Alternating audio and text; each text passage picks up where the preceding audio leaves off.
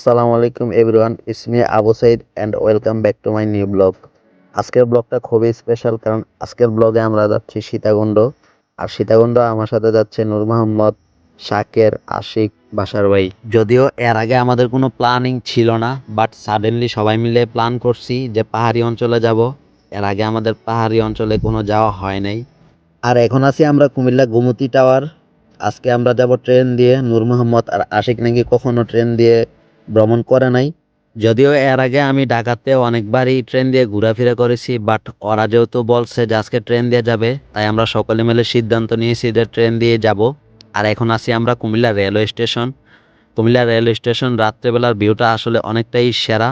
দিনের বেলা অনেকবারই আসছি, কিন্তু রাত্রেবেলা কখনো আসা হয় নাই। সো এখন যাচ্ছি আমরা টিকিট কাউন্টারে টিকিট কাটার জন্য। আর টিকিট কাউন্টারে গিয়ে দেখি পুরাই ফাঁকা। আর টিকিট কেটে নিলাম রাত্রের 2টা বাজে সীতাকুণ্ডের ট্রেন। আর এদিকে টিকিট কেটে আমরা সাইডের একটা দোকানে আসছি চা খাওয়ার জন্য।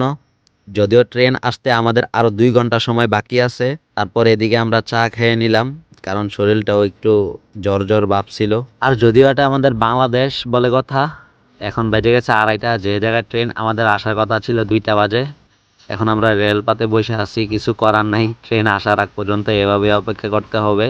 আর এদিকে 4টে বেজে গেছে। এই ট্রেনটাকে দেখে হয়তো ভাবছিলাম যে আমাদেরই ট্রেন, কিন্তু না, এটার গতি অনেকটাই ছিল, কিন্তু এটাও আমাদের ট্রেন না। সারা রাত্র শুধু বসে বসে ভাবতেছিলাম যে আমাদের ট্রেন কখন আসবে। এখনো তো বেজে গেল 4টা, যে জায়গায় ট্রেন আসার কথা 2টায়। অবশেষে দেখি আমাদের ট্রেনও চলে আসছে। আর এখন আছি আমরা সীতাকুণ্ডের কাছাকাছি। যে জায়গায় ট্রেন আসার কথা ছিল রাত্র 2টায়, ওই জায়গায় আসছে সকাল 6টায়। ট্রেনে উঠে দিলাম করা একটা ঘুম। সো এখন আমরা আসছি হচ্ছে সীতাকুণ্ড রেলওয়ে স্টেশনে। যদিও রেলওয়ে স্টেশনটা তেমন সুন্দর না। তারপর ট্রেন থেকে নেমে দেখি বাইরে অনেক বৃষ্টি ছিল, যার ফলে ছাত্রী ছাউনির নিচে আমরা অনেকক্ষণ দাঁড়িয়ে ছিলাম। আবার পেটে অনেকটাই ক্ষুধা লেগেছিল। তারপর বৃষ্টি হচ্ছিল প্রায় 30 মিনিটের মতো। বৃষ্টি সারার পর আমরা চলে যাই সীতাকুণ্ড বাজারে নাস্তা করার জন্য। আর যদি খাবারের টেস্টের কথা বলি গ্যাস, তাহলে ঘরোয়া পরিবেশের খাবার ছিল, আমার কাছে খুবই ভালো লাগছে এবং অনেকটাই টেস্ট ছিল খাবারের। আর গাইস, নাস্তা শেষ করে আমরা চলে আসছি চন্দ্রনাথ পাহাড়ের দিক। বৃষ্টির কারণে রাস্তার অবস্থা খুবই খারাপ ছিল। আমাদের কিছু করার নাই, কারণ বৃষ্টির মধ্যে ভিজে আমাদের পাহাড়ে উঠতে হবে। আর এদিকে আমরা এক একজন করে এক একটা বাস নিয়ে নিলাম, কারণ পাহাড়ে তো বাস ছাড়া ওঠা একদমই আনপসিবল। এই বৃষ্টির মধ্যে আমার মাথায় শুধু একটাই টেনশন কাজ করতেছে গাইস, সেটা হলো পাহাড়ের ওপর কি রাস্তা পাকা আছে নাকি কাদাই। আর যদি পাহাড়ের ওপরের রাস্তা যদি কাদা হয়, তাহলে আমার অবস্থা একদম বেহাল অবস্থা হয়ে যাবে, কারণ আমার জুতা নিয়ে ওঠাটা অনেক কষ্ট হয়ে যাবে। আর বৃষ্টির কারণে আজকে আমরা সীতাকুণ্ড থাকবো না, সারাদিন শুধু ঘুরে কক্সবাজার আবার চলে যাব। যার কারণে আমরা হোটেলও নেই নাই।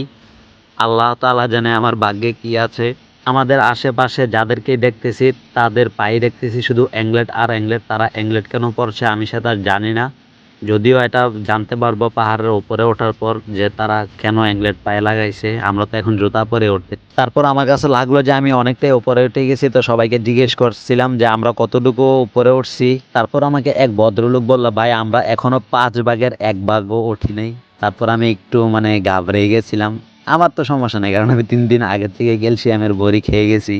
যতই সামনের দিক তাকাই দেখি সবাই আমাকে রেখে একা একা চলে গেছে দৌড়ে দৌড়ে, কিন্তু তাদের পায়ে এত শক্তি আসে কোথা থেকে গাইস। যদিও আমি ভিডিও করার কারণে সবাই দিকে একটু পিছিয়ে আছি। আর এদিকে একটা পাহাড় দেখে আমার খুবই ভালো লাগছে, যদিও এটা নিচে অনেক, কিন্তু পাহাড়টা আসলে দেখতে খুবই সুন্দর ছিল। প্রথমে ভাবছিলাম আমরা হয়তো ওই জায়গাতে যাব। তারপর গাইস অনেকটাই সাধনার পর আমরা চলে আসি চন্দ্রনাথ মন্দিরের সেই নিচের মন্দিরে। এই মন্দিরটার নাম কি আমি জানি না, কিন্তু এখান থেকে চট্টগ্রামের শহরটা পুরোটাই দেখা যাচ্ছে এবং ভিউটাও আসলে অনেকটাই সুন্দর ছিল। আর আপনাদেরকে চন্দ্রনাথ মন্দিরে যাওয়ার পথে যে রাস্তাটা, এই রাস্তাটা দেখাই। জুতা পরে যেহেতু আমরা উঠছি, আমাদের অবস্থা একদমই বেহাল অবস্থা হয়ে গেছে। তারপর আমাকে সবাই বলতেছে আমরা তো হাঁটতে পারতেছি না, তুই কিভাবে ভিডিও করস। আমি বলছি যে তোমরা তো দৌড়াচ্ছ, আমি তো দৌড়াচ্ছি না, আমি আস্তে ধীরে পাহাড়ে উঠতেছি। তোমাদের মতো দৌড়াইলে তো আমিও ক্লান্ত হয়ে যেতাম। আর অনেক কষ্টের পর আমরা চলে আসছি চন্দ্রনাথ পাহাড়ের একদম ওপরে। এখান থেকে মেঘ ছাড়া আর কিছুই দেখা যাচ্ছে না। সবাই পাহাড়ের ভিউটা দেখে এনজয় করতেছিল, বাট তখন আমার চোখ দিয়ে পানি চলে আসছে। কেন আসছে আমি সেটা জানি না। সবাই দেখে আনন্দ করছে, ছবি তুলছে, কিন্তু আমি তখন চুপ ছিলাম। আমিও কিন্তু পাহাড় লাভার, কিন্তু আমার জীবনের সকল অনুভূতি কষ্টগুলো তখন মনে পড়ে গেছিল। তখন আমার মুখে হাসি আসছিল না। এবার আমাদেরকে নিচে চলে যেতে হবে, চাইলে তো আর পাহাড়ে সারা জীবন থাকতে পারবো না। হয়তো অনেক স্মৃতি জড়িয়ে গেছে এই পাহাড়ের সাথে। আর এখন আমরা নিচের দিক নামতেছি, নিচের দিক নেমে আমরা যাব সহস্রধারা ঝর্ণা। টিকিট কাটার সময় ভাইকে জিজ্ঞেস করছিলাম যে ভাইয়া কতক্ষণ লাগবে আমাদের সেই ঝর্ণায় যেতে, তিনি বলছিল 5 মিনিট। আসলে তিনি পুরোটাই মিথ্যা বলছিল, আমাদের 20 মিনিটের সময় লাগছিল। আমার কাছে এই ঝর্ণাটা আসলে কোনো ভালো লাগে নাই, একদম বাজে অবস্থা ছিল এই ঝর্ণাটার। কিছু করার নাই, টিকিট যেহেতু কেটেই ফেলছি ভুল করে, এটাতে তো যেতে হবেই। আমি বলছিলাম যে আমরা খৈয়াছড়া ঝর্ণায় যাবো, কিন্তু খৈয়াছড়া ঝর্ণায় সবাই বলছে যে পরে যাবো, আগে এটাতে ঘুরবে। দেখে আমার শরীরে একদম জ্বর এসে পড়ছে, মানে বলে বোঝানোর মতো না, একদম বেহাল অবস্থা ছিল রাস্তার। আর গাইস তারপর আমরা ব্লগটা কন্টিনিউ করতে পারি না, কারণ আমাদের শরীরের অবস্থা, সকলের শরীরের অবস্থা একদমই বাজে ছিল। আর একে তো ঝর্ণার রাস্তাটা উঠতে উঠতে আমাদের শরীর একদমই ক্লান্ত হয়ে গেছে, আবার হচ্ছে ঝর্ণার যে পরিবেশটা এটা একদম বাজে অবস্থা ছিল। তো আপনাদেরকে আমি সাজেস্ট করব যে আপনারা যদি সীতাকুণ্ডে যান কখনো কেউ, তাহলে আপনারা খৈয়াছড়া ঝর্ণায় যাবেন, কারণ সহস্রধারা ঝর্ণার পরিবেশ একদমই বাজে অবস্থা।